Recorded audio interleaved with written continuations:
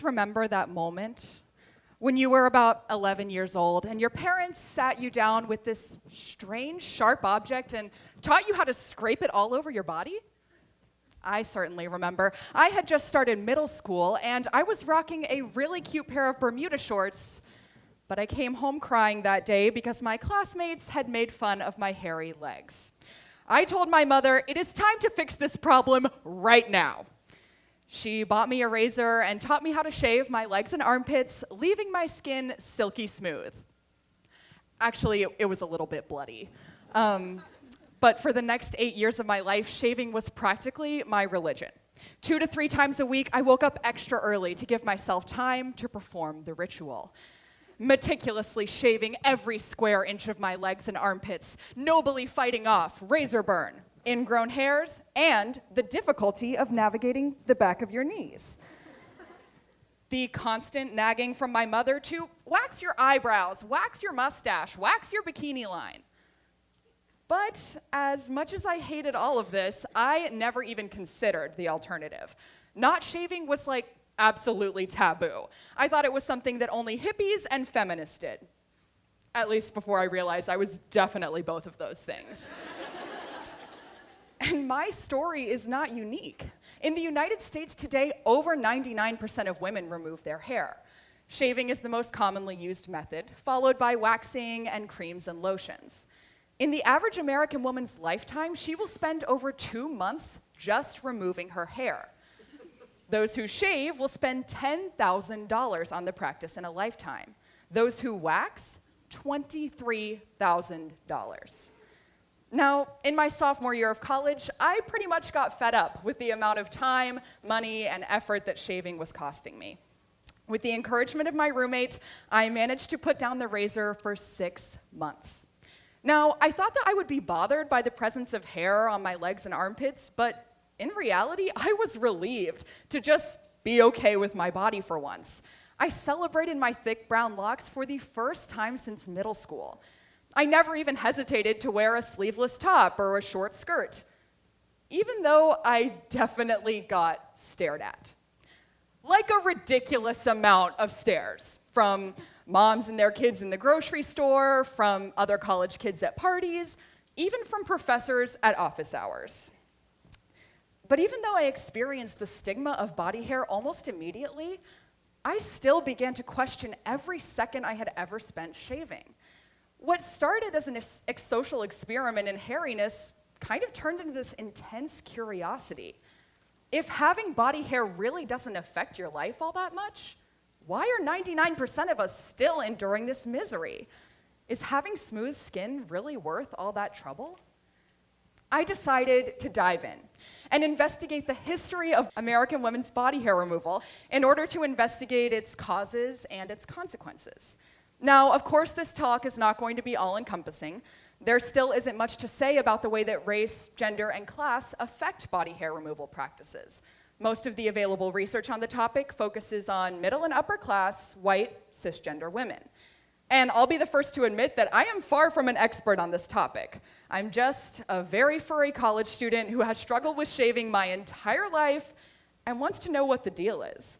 So let's jump in, and hopefully you won't be pulling your hair out by the end. So the history of body hair removal in America is intimately tied to the history of fashion. In the early 1900s, women were largely covered up, from collarbone to ankle. So hair removal practices were few and far between. In the year 1915, the first sleeveless dresses came onto the market, and advertisers began this guerrilla campaign to banish underarm hair. They marketed it as a way to keep up with the fashion of the day. One advertisement from that period shows a woman with her arms above her head in a sleeveless dress.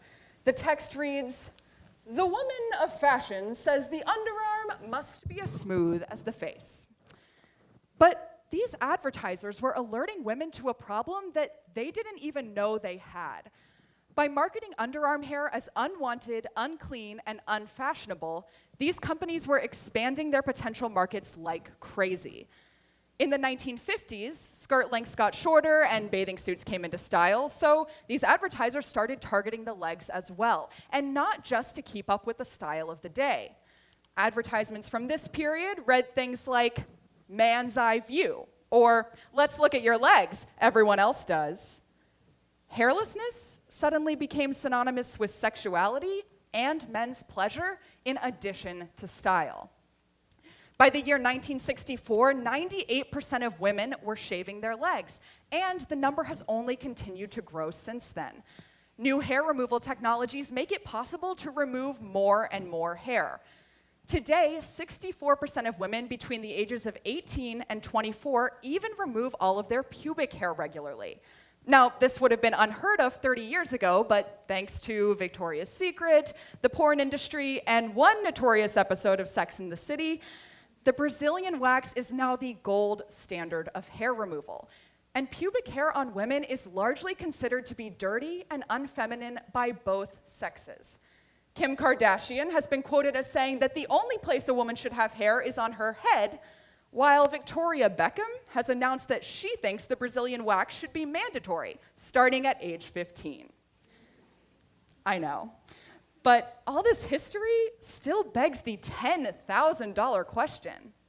Why? Why did American women jump on this expensive, time-consuming, and painful bandwagon so wholeheartedly? There are many theories that attempt to uncover the root of it. Some have argued that body hair removal is just one part of the American obsession with cleanliness. That's the view that the natural human body is disgusting. This manifests itself in our need to cover up our body odor and attempt to prevent aging. You may have even heard the rumor that if you don't shave your underarms, you're gonna smell worse. I know that I heard this growing up, and it provided extra incentive to keep shaving. But in reality, the few studies that have been done on this topic, and those are not wasteful studies, by the way, they have shown that there is barely a difference between the odor of shavers and non-shavers. And this cleanliness theory also falls short because it's clearly divided based on gender. After all, if shaving your armpits was actually cleaner, then wouldn't all men be doing it too? Another proposed theory is that body hair removal is a form of societal manipulation, which pits masculinity and femininity as a strict binary with no overlap. This is what keeps men from doing ballet and women from playing football. It's part of the roots of homophobia and transphobia. This polarization has grave consequences for those who step outside their prescribed societal role. It discourages women from taking on masculine traits such as independence, assertion, analytical thinking, and yes, even hairiness. A final factor that is contributing to the perpetuation of hair removal is the tendency to consider men to be adults, but to group women together with children. After all, hairlessness is classically characteristic of children, and the growth of thick, coarse hair is a supernatural part of going through puberty. So when hairlessness is assigned to femininity, it's essentially equating femininity with childlike.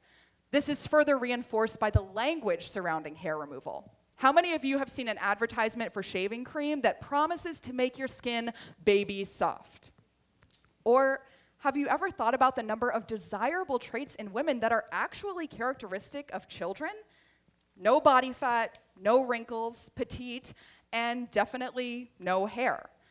It's possible that this culture of body hair removal is actually one part of a larger culture that lumps women together with children and then accepts, even celebrates, the near pedophilic standards of adult men. So, to recap, body hair removal was first perpetuated by advertisers capitalizing on the fashion of the day, then on the fear of social embarrassment, and finally on the basis of men's sexual pleasure. Today, the blame for continuing this trend lies on the porn industry and the modern media alike.